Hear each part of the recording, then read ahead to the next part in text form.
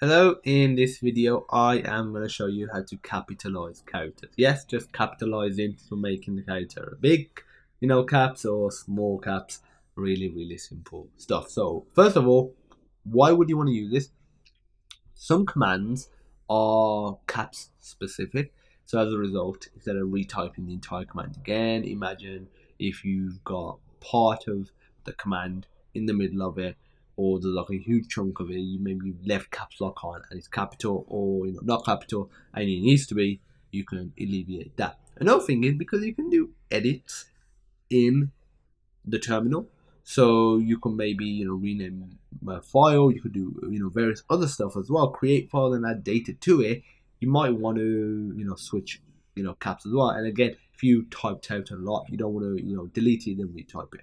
Okay, so imagine if I get this command and I want to make every character a capital after the character C. So from here, so if I press Alt U, so this will make everything for that word, and if I can keep pressing Control U, and you'll literally go to the end. So that's pretty cool. Why if I go back here and press Control U again, it doesn't do anything. That's only for capitalizing. To uncapitalize it, you press Alt L now, and same principle, it will do one word at a time.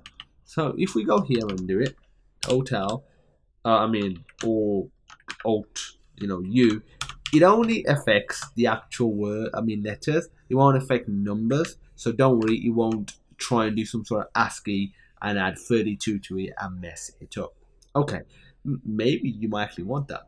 I don't know. So next, how about if you just want to capitalize a individual character under the cursor? So if you hover over this, and if I press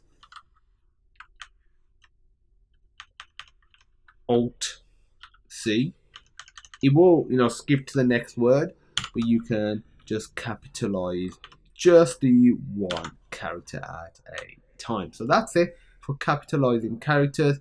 If you have any questions, feel free to pop me a message, and as usual, I look forward to seeing you in the next video.